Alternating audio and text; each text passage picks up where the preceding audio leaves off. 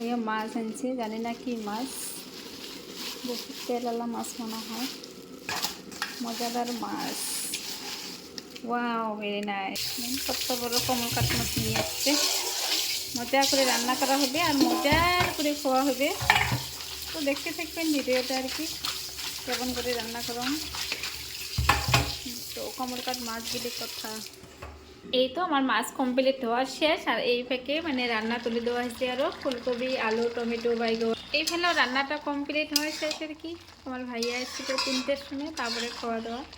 বর্তমান বাজে 12:30। আগামীকে রান্নাটা করে নাও, কারণ রান্না থাকলে টেনশনটা কম থাকে, নাহলে কোনটা মধ্যে আসি যায় ঠিক নাই।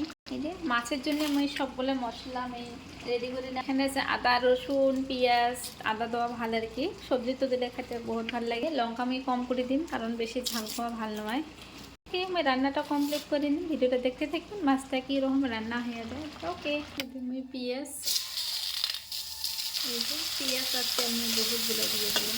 মশলা কষানো হয়ে গেছে, মাছ দেওয়া হয়ে গেছে। এবার দিয়ে দিলাম মাছের তেল। মাছের তেল আর মাছের ডিম বহুত লাইক করো, জানি না কাঁকে লাইক করেন, আমি বহুত মজা করে খাই আর লাইক। অল্প দিয়ে দেবো পানি, কষান করে নিম পুরা। এই যে আমার সবজি প্রায় রেডি হয়েছে। আমি ধনিয়া পাতা আর রসুনের পাতা দিয়ে নামিয়ে নিম। ভাববেন যে রসুনের পাতা মাছও দেয়, রসুনের পাতা, পেঁয়াজের পাতা মাছও দিয়ে খেলে বহুত টেস্টি লাগে, পুরা মজা লাগে। তার জন্য আমি দিয়ে দিলাম। এই তো জানি না ক্যাং কীভাবে রান্না করে খান। আমার সবজি প্রায় রেডি। তোমার ভাইয়া আসলাম আর খাওয়া দাওয়া।